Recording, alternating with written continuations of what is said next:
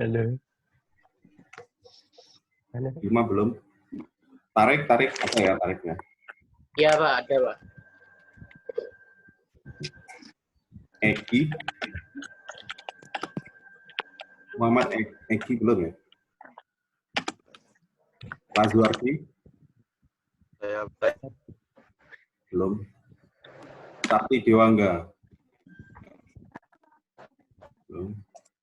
Gary Jadi mic-nya error Pak katanya Pak. yang ada nggak di layar? Ada, Pak. Itu Pak. Ada. Oh iya ada. Ada. Tata. Tata mana Tata? Belum ya? Kata ada itu. Yazik.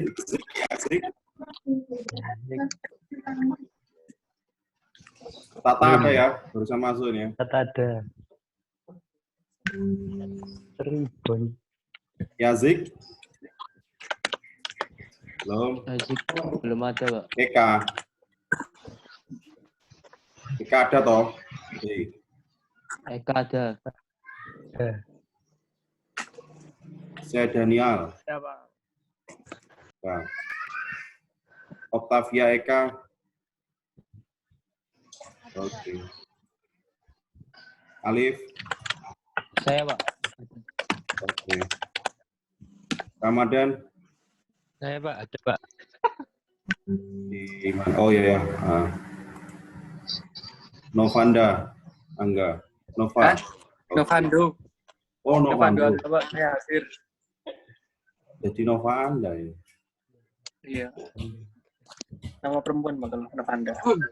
Milenia. Hadir, Pak. Ya. Cesa. Ada. Hadir, Pak. Oveda. Ada ya. Alia Hana. Alia Hana belum. Ada Pak. Oh ada ya. Ah, sorry. Wahono. Wahono ada itu ya. Denny. Oke. Siapa yang belum? Ilma ya? Pak.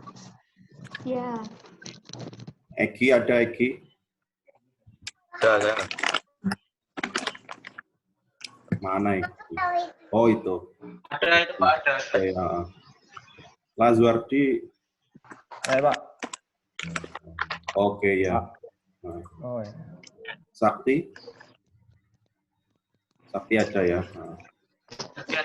Yazik ada nggak Yazik? Belum ada Pak. Belum ada, Pak. Nggak ada ya? Yazik? Nggak ada. Udah ada, Pak. Oke nanti yang belum nanti ngomong ya.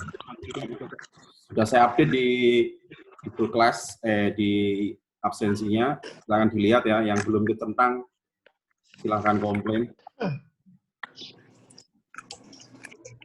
Oke hari ini dan seterusnya sampai UAS menurut edaran kita nggak ketemu ya, jadi kita ketemu online dan materi kita yang sudah kita bahas sebenarnya sudah mungkin sekitar 80% lah.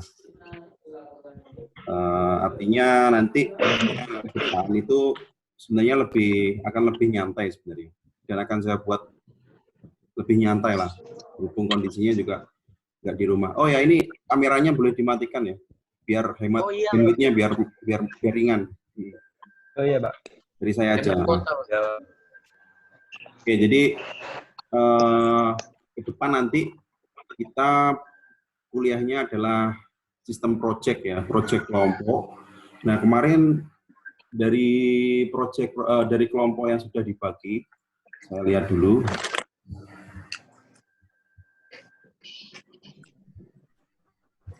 Oke, dari kelompok yang sudah masuk ini kelompoknya Alif sudah masuk. Oke, kelompoknya Wahono. Oke. Kelompoknya Eka masuk. Tata, kelompoknya Tata. Pokoknya Aliana. Oke, udah. Masa cuma segini? Ada yang belum ketik di sini? Ada Pak. Ada yang belum. Ayo Pak, ada belum Pak? Siapa yang belum? Silakan ketik di. Silakan ketik di ini, di posting sini ya. Ketik di situ yang belum. Kalau ada yang jumlah kelompoknya cuma 2, itu gabung di kelompok lain aja. Kalau ada yang 2. Oke, lanjut. Jadi nanti gini, hari ini saya coba kasih ini ya, deskripsi pekerjaan kita nanti ke depan kayak apa. Di folder tugas kelas ini sudah ada materi. Nanti kalau ada materi atau pengumuman saya posting di sini ya. Nah, di materi hari ini itu nanti kita akan bahas tentang SDLC. Ini berkaitan dengan proyek kita ke depan. Jadi dari kelompok yang sudah dibagi ini nanti kalian akan mengerjakan sebuah proyek gitu ya. Mengerjakan proyek.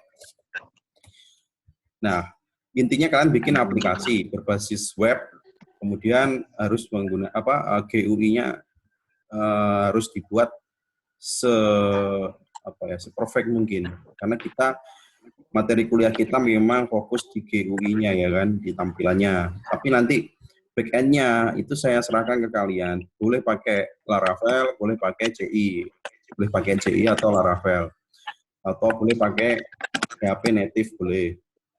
Jadi intinya kalian bikin aplikasi web, kan gitu. Nah, dan nanti di akhir semester dipresentasikan. Intinya seperti itu.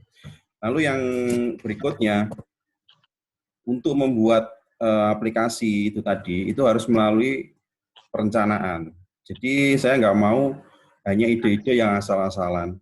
Artinya misalkan kelompok A punya ide, tapi cuma asal-asalan bikin aplikasi simple misalkan, cuma simple aja, terus nggak ada ininya lah, nggak ada uniknya, nggak ada. Misalkan aplikasi yang sudah ada, misalkan niru aplikasi yang sudah ada, itu nanti saya nggak akan terima yang seperti itu. Makanya di hari ini nanti saya kenalkan istilahnya panduan atau konsep yang biasa dipakai oleh software engineer atau orang SI juga, dan bahkan orang-orang teknik yang lain. Jadi engineering, semua di bidang engineering itu kebanyakan pakai metode yang namanya SDLC ini. Boleh sambil di-download ya, materi sudah ada di sini. Jadi dalam membuat sebuah project atau mengusulkan sebuah aplikasi, misalkan kalian nanti setelah lulus ya, jadi alumni, kalian kan nanti pilihannya bisa bekerja di warehouse, bisa di startup, atau kalian juga bisa merintis usaha ya. Kalian bangun startup dan merintis usaha. Nah itu kalau kalian jadi startup atau pengusaha, itu kalian biasanya harus mengusulkan yang namanya proposal penawaran ya kan, proposal penawaran produk ke klien kalian, entah itu instansi, entah itu swasta atau pribadi. Intinya di proposalmu itu nanti jika dalam penyusunan proyeknya itu yang bagus itu harus melalui proses yang namanya SDLC ini, menggunakan SDLC ini. Jadi diawali dari analisa ya. Jadi SDLC itu gambarnya gini, ketika kita mau membangun proyek itu harus dianalisa dulu. Ya, dianalisa dulu kebutuhan si klien itu apa, dia mau bikin apa misalnya. Dia mau bikin apa, kemudian kenapa harus dibikin aplikasi kan gitu. Kemudian setelah itu baru desain ya kan. Desain itu ya mencakup desain database, desain tabel database, dan juga desain tampilan aplikasi. Nah, setelah itu nanti baru diimplementasikan, berarti di coding ya, coding.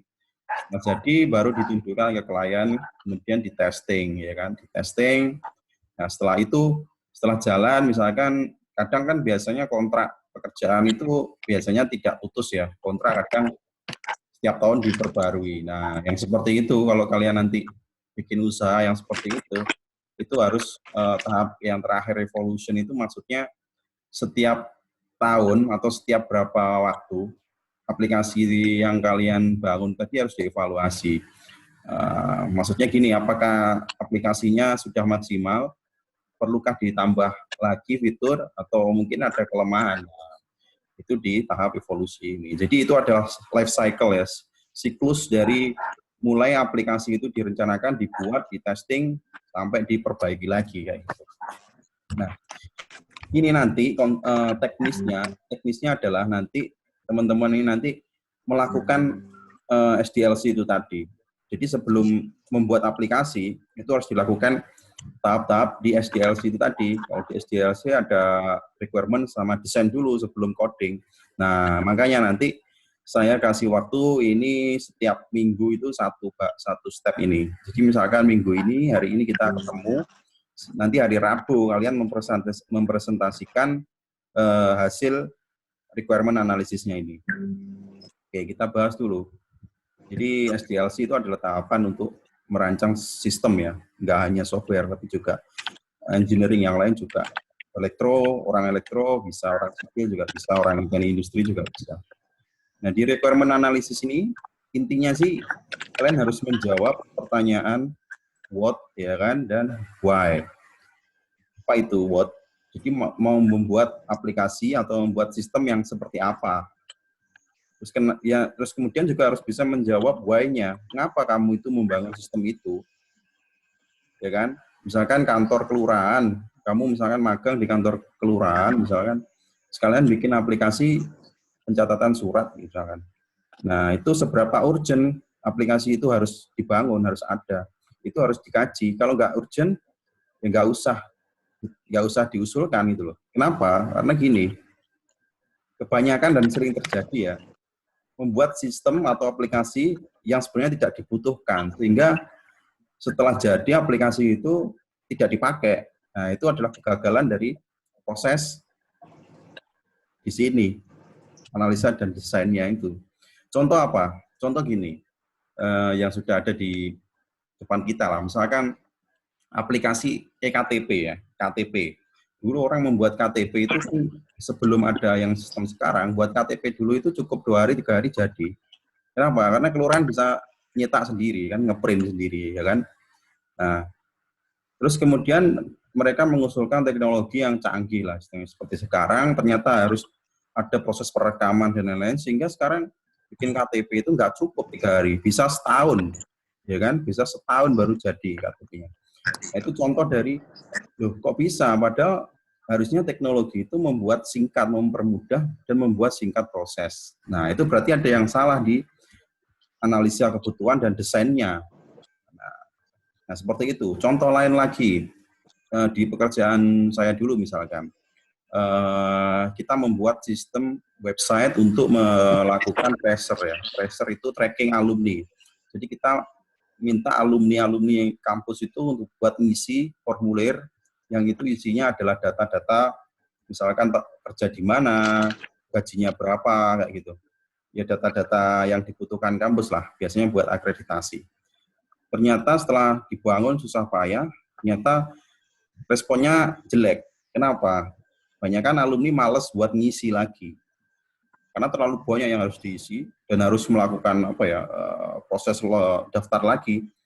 Karena dulu-dulunya itu sudah ada aplikasi existing yang dulu itu sudah ada, tapi bentuknya masih pakai Google Form. Nah, sehingga aplikasi baru lebih canggih pun itu tidak terpakai karena usernya itu sudah males gitu loh. Itu juga salah satu contoh kegagalan dari proses di sini. Nah, makanya di sini itu harus direncanakan benar-benar, jangan sampai kita mengusulkan aplikasi yang tidak terpakai. Banyak proyek-proyek di instansi pemerintah yang seperti itu. Karena apa? Mereka tujuannya hanya untuk menghabiskan dana, biasanya seperti itu. Nah, itu yang jelek. Ya, tender-tender dibuka, tapi habis itu aplikasi nggak digunakan pastinya. Nah, itu contoh-contoh tidak selalu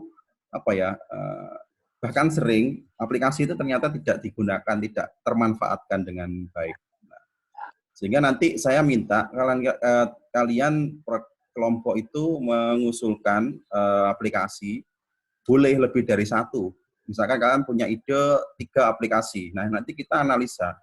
Teknisnya minggu depan adalah kalian presentasi, setiap kelompok kita video call bareng, pakai Zoom gini, nanti kalian mengusulkan ke saya, silakan dibuat nanti presentasinya, poin-poin gitu nggak apa-apa, mengusulkan aplikasi apa. Nah, dianalisa, kenapa aplikasi ini diusulkan?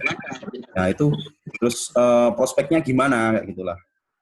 Jadi, ada dasarnya kalian mengusulkan itu. Gitu ya.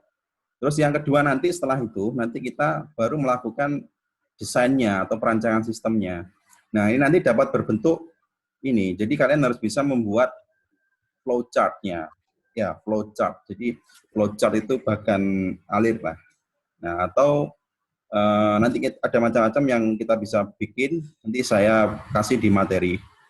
Nah, kemudian kalian juga harus merancang database-nya. Artinya sebelum aplikasi dibuat, database harus didesain dulu dong.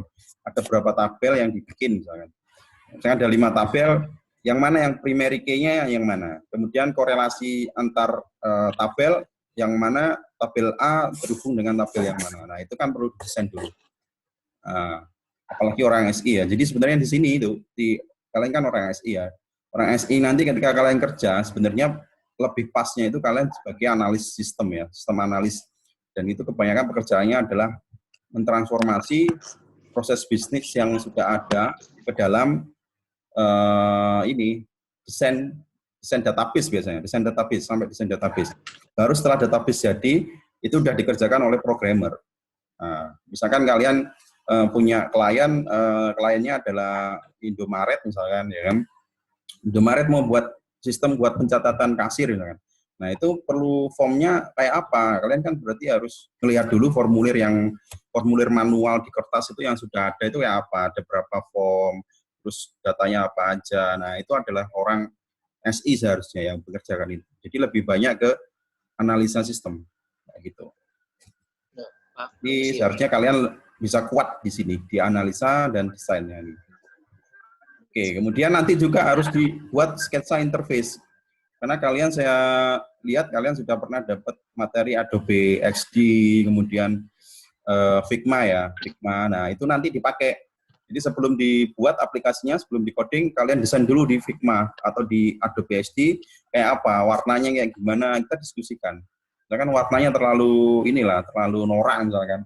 Ya kita ganti, ya kita diskusikan ya. Sehingga sebelum kita coding, itu kita sudah melalui proses tadi, proses perancangan, proses penentuan desainnya kayak gitu. Baru nanti di bab ketiga kalian implementasi ya coding seperti biasa. Saya rasa ini nggak akan ada banyak masalah karena kalian sudah minggu 1 sampai UTS itu kan yang kalian lakukan sebenarnya di nomor 3 ini. Nah, yang berikutnya adalah di testing pengujian. Itu nanti kita akan uji. Bagaimana caranya menguji? Pengujian ini adalah untuk menilai apakah softwaremu itu bagus apa enggak. Nah, ada banyak cara, nanti ada banyak metode yang bisa kita pakai. Misalkan salah satunya pakai usability testing atau testing seberapa berguna aplikasimu itu. Istilahnya teknisnya gini, nanti aplikasi jadi ya, kita ujikan, nanti kita simpel aja. Misalkan di setiap rumah kalian, di anggota keluarga kalian, nanti suruh gunakan aja. Suruh menggunakan aplikasi yang sudah kamu buat, mereka suruh menilai. Nah, apa yang dinilai? Ya nanti kita bikin angket gitu ya. Misalkan navigasinya itu membingungkan apa enggak. Nah, itu contoh usability testing. Contoh misalkan Kalapak, Tokopedia, dia sudah melalui proses desain ini ya, desain user interface, user experience-nya juga sudah dites lah. Sehingga penempatan tombol, penempatan warna, penempatan ini semuanya itu sudah nggak membingungkan. Nah, itu yang kita target seperti itu. Sehingga penilaian dari si user itu nanti keluarnya adalah, oh aplikasi ini mudah digunakan, aplikasinya bagus, gampang dimengerti. Nah, seperti itu gambarannya. Kemudian tahap terakhir yaitu evolusi dan maintenance. Nah, ini sebenarnya kita nggak akan lakukan nih yang nomor 5 ini karena apa? Kita kan waktunya terbatas. Karena ini harus istilahnya diuji setelah misalnya setahun atau setengah bulan, gimana performanya. Sehingga nanti kita akan melalui proses dari nomor 1 sampai nomor 4 sampai testing ya. Nah, kemudian nanti bentuknya gimana, Pak? Intinya nanti teknisnya setiap minggu, setiap 1 minggu, kalian akan laporan setiap kelompok untuk melalui ini, setiap fase ini. Minggu depan, hari Rabu, nanti setiap kelompok laporan ke saya, kalian mau bikin aplikasi apa, beserta dengan alasannya, analisanya, seperti itu ya. Nah, hasil output nanti sebenarnya gini, setelah melakukan project ini nanti, kalian tuh sebenarnya sudah siap buat membuat skripsi. Kenapa? Yang ada di dalam skripsi itu adalah apa yang sudah kita lakukan tadi. Nah, misalkan contoh-contoh ini skripsi orang-orang SI ya, sistem informasi, misalkan di Jember. Lagi dia mengusulkan pengembangan sistem informasi ya kan, rekam medis menggunakan SDLC model. Ya ini yang sudah kita lakukan itu sudah pakai SDLC, sehingga nanti selain outputnya aplikasi, saya nanti teman-teman juga bikin dalam bentuk laporan seperti ini, mirip dengan skripsi. Jadi diawali dari bab 1 misalkan latar belakang ya. Latar belakang itu ya kenapa kamu bikin aplikasi tadi? Itu tadi di fase step pertama itu tadi requirement analisisnya tadi untuk membahas, untuk menjawab persoalan di bab 1. Nanti saya bimbing. Jadi biar nanti ketika kalian setelah magang, kalian mau skripsi itu nggak kaget gitu loh. Artinya kita udah nyicil. Kalau skripsi mungkin dikerjakan 1 orang, tapi nanti kan dikerjakan berkelompok. Nah, sehingga nanti waktu skripsi kalian tinggal sudah punya gambaran mau mengusulkan apa, misalkan pakai SDLC ya tahapnya kayak gini. Ini contoh yang pakai SDLC ini, pakai metode SDLC. Sehingga nanti output dari aplikasi itu sebenarnya sudah bisa buat skripsi. Sudah bisa buat skripsi, buat penelitian, buat dibuat jurnal, paper bisa. Nah, ini silakan dilihat di sini contohnya apa aja sih kalau kita melakukan penelitian itu tahapannya apa? Ya tahapannya kalau pakai SDLC ya seperti itu tadi. Nah, bahkan nanti kalau bisa kita outputnya bisa sampai seperti ini. Nah, ini nggak usah dipikir berat dulu. Ya intinya kan mahasiswa di sini kalau mau lulus kan harus buat ini. Makanya nanti kita belajar lah. Selain untuk project, untuk pekerjaan ya di dunia pekerjaan, sambil menyelam ya kan minum air kan gitu. Nanti kalian juga bisa bikin skripsi gitu loh. Nyicil buat bikin skripsi. Yeah. Intinya tetap tiap minggu kita ketemu, kita evaluasi, konsultasi seperti itu ya. Kayak bimbingan lah, kayak bimbingan kayak. Oke, dari sini ada pertanyaan dulu. Belum, Pak. Narek, Pak. Insya Allah. Belum, narek. Pak, saya Yazik, Pak. Iya, Yazid. Tadi, Pak. Ya, gimana? Iya, Pak. Maaf, Pak. Telat tadi, Pak. Oh, Yazid belum ya? Oh, udah nih saya centang dia. Iya, Pak. Oke, berarti udah masuk semua ini. Lengkap. Iya, Pak. Nah, kemudian kalau pengumpulan proyeknya gimana, Pak? Pengumpulan apa? Itu apa? Pengumpulan idenya gitu loh, Pak. Itu hari ini apa gimana? Teknisnya ya, habis kuliah ini nanti kita akhiri, kalian diskusi dengan kelompok kalian, tentukan aplikasi apa yang mau dibikin. Setelah itu dianalisanya, kenapa kok mengusulkan ini, kan gitu. Mengusulkan ini kenapa, seberapa urgent gitu loh. Oh, karena aplikasinya sekarang masih manual misalnya.